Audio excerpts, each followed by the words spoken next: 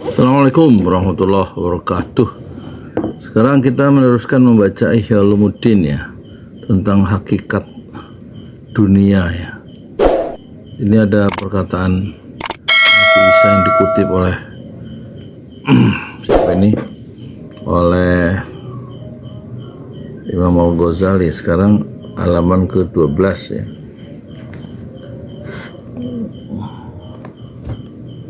Katanya Nabi Isa berkata, janganlah kamu jadikan dunia itu Tuhan, lalu dunia itu menjadikan kamu budaknya. Simpanlah barang simpananmu pada orang-orang yang tidak akan menyia-nyiakan kamu. Sesungguhnya orang yang mempunyai simpanan dunia itu takut akan bahaya atas simpanan itu. Dan yang mempunyai simpanan Allah, ia tidak takut akan bahaya atas simpanan itu. Kita membaca Ihya Ulumuddin jilid 5 terjemahan Ismail Yakub ini karena kita lihat negara kita, pejabat kita itu ini ya, mewah-mewah, sangat hedonistik ya. Nampaknya perlu diingatkan tentang hakikat dunia itu. Kalau menurut Al-Ghazali, dunia itu seperti kalau kita ke WC terus buang kotoran di WC, yang kita tinggalkan di WC itulah dunia yang begitu tidak berharga dan menjijikkan ya. Jadi tampaknya kitab ini dikarang oleh Al-Ghazali di saat mungkin raja-raja atau dinasti-dinasti, pejabat-pejabat di kerajaan di lingkungan Imperium Islam saat itu di Baghdad, di Irak itu mungkin sangat mewah ya, sehingga semua berlomba-lomba memburu dunia dan melupakan hal-hal yang hakikat ya, diingatkan oleh Imam Al-Ghazali dalam kitabnya. Dan tampaknya watak manusia itu sama dari zaman ke zaman, sangat mencintai dunia dan takut mati. Isa alaihissalam berkata pula, wahai para sahabat ya, sesungguhnya aku telah menuangkan ya, dunia bagimu dalam bentuknya, maka janganlah kamu mengangkat dunia itu sesudahku. Sesungguhnya termasuk dari kekejian dunia itu, ini kata Nabi Isa ya, bahwa akhirat tidak akan diperoleh selain dengan meninggalkan dunia. Ketahuilah bahwa laluilah dunia itu dan jangan kamu meramaikannya. Ketahuilah bahwa pokok tiap-tiap kesalahan itu mencintai dunia. Jadi segala kerusakan itu akarnya karena hubbu dunia, mencintai dunia terlalu berlebihan. Banyak karena nafsu syahwat sesaat mempusakai atau mewariskan yang bernafsu syahwat itu, yaitu kesedihan yang panjang.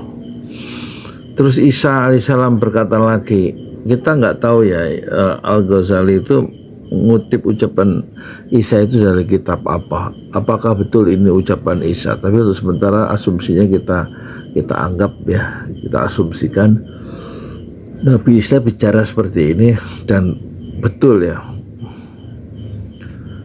Kata Nabi Isa, disiap sediakan dunia bagimu dan kamu duduk di atas punggung dunia, maka janganlah raja-raja dan wanita berbantah-bantahan dengan kamu tentang dunia itu. Adapun raja-raja, maka janganlah kamu berbantah-bantahan dengan mereka tentang dunia. Sesungguhnya mereka tidak akan mendatangkan kepadamu apa yang kamu tinggalkan untuk mereka dan dunianya. Adapun wanita, maka peliharalah dirimu dari mereka dengan puasa dan sholat. Bahaya dunia dan wanita. Nabi Isa berkata pula, dunia itu mencari dan dicari, maka yang mencari akhirat, dia akan dicari oleh dunia sehingga sempurnalah rezekinya dalam dunia itu. Dan yang mencari dunia ya kan, akan dicari oleh akhirat sehingga datanglah mati, lalu mati itu mengambil bersama lehernya. Musa bin Yasir berkata, Nabi Shallallahu Alaihi Wasallam bersabda, Innallaha azza wa jal lam yakhluq khalqan abghada ilaih inna dunya wa innahu munzu khalaqaha lam yanzur ilaiha. Sesungguhnya Allah azza wa jalla tidak akan menjadikan makhluk yang dimarahinya dari dunia, dan Allah semenjak dia menjadi dunia, dia tidak memandang kepada dunia itu. Apa maksudnya ini? Diriwayatkan Ibnu Abi Dunya dari Musa bin Yasir dan Al-Baihaqi, hadis mursal. Saya pernah dulu baca apa maksudnya mursal itu ya. Sekarang halaman berikutnya yaitu halaman berapa ini?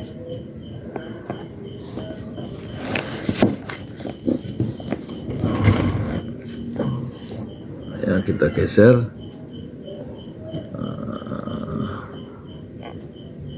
Kita geser sekarang. Ya kan? Diriwayatkan bahwa Nabi Sulaiman adalah putra Nabi Daud alaihissalam, lalu dalam arakannya berlalu ya, dan burung memasukkannya di bawah teduh dari kepanasan. Jin dan manusia di kanan dan di kirinya. Berkata yang punya riwayat, maka Nabi Sulaiman alaihissalam lalu mendekati seorang abid. Abid itu orang yang banyak beribadah dari kaum Bani Israel. Maka orang yang banyak ibadah atau abid itu berkata, demi Allah, wahai putra Daud, maksudnya Nabi Sulaiman, sesungguhnya engkau telah dianugerahkan oleh Allah kerajaan yang besar. Terus yang punya riwayat bilang, perkataan itu didengar oleh Sulaiman, lalu Sulaiman menjawab, sesungguhnya suatu tasbih, membaca tasbih dalam lembaran hati seorang mukmin itu lebih baik daripada apa yang dianugerahkan kepada putra Daud, yaitu Nabi Sulaiman. Sesungguhnya apa yang dianugerahkan kepada putra Daud itu akan hilang, dan tasbih itu akan kekal. Oh, Masya Allah. Membaca subhanallah ya, mensucikan Allah. Iya, benda-benda akan hilang dalam kehidupan al-hayatul faniyah ya.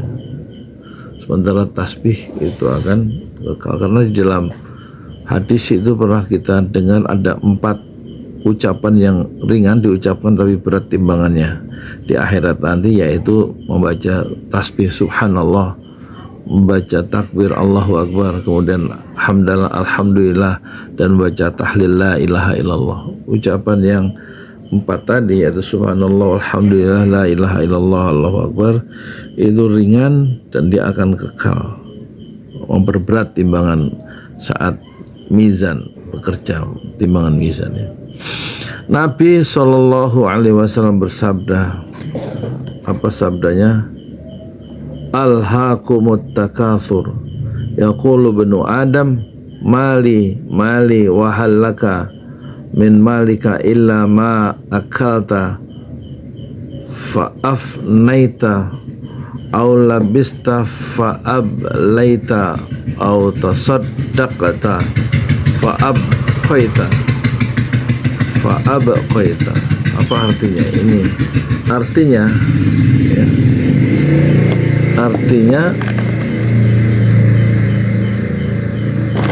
telah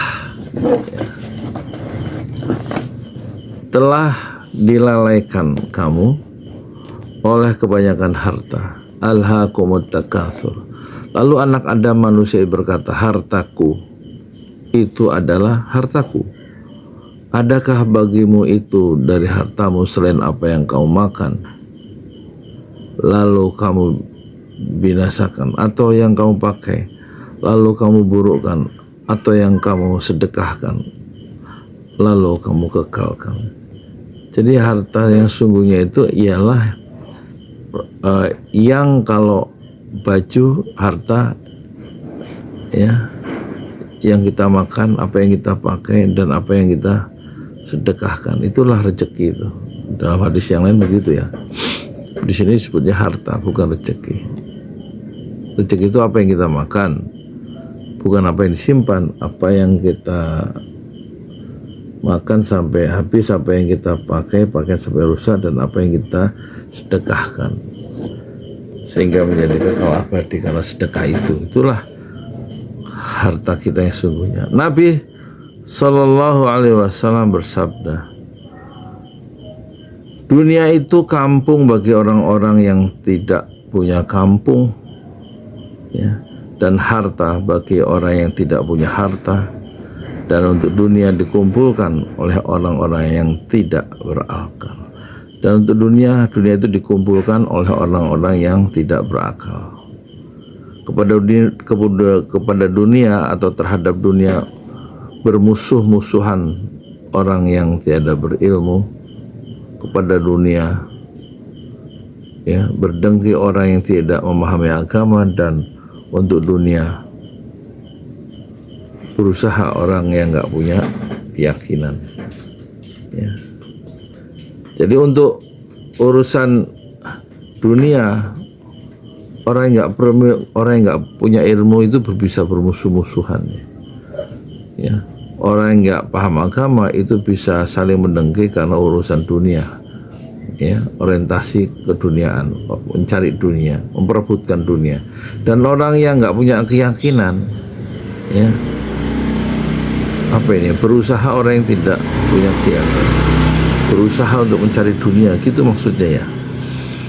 Yang kita mungkin nggak bisa memahami Imam Al-Ghazali karena ini juga bukan bahasa aslinya, dan saya juga hanya membaca terjemahnya, tapi paling tidak ada gambaran bagaimana sih pandangan manusia abad ke-11, yaitu Imam Al-Ghazali yang lahir tahun 1908 sampai 1111, jadi manusia ber-12, melihat kondisi masyarakatnya di waktu itu yang bermewah-mewah, dan dia menawarkan satu proposal untuk hidup secukupnya, ya, tidak terseret oleh gelombang dunia yang menenggelamkan sebagaimana telah menenggelamkan raja-raja di masa Al-Ghazali hidup, dan juga orang-orang tokoh-tokoh yang dekat dengan kekuasaan yang kemudian tenggelam dalam kemewahan dan tenggelam dalam lautan dunia yang tiada bertepi.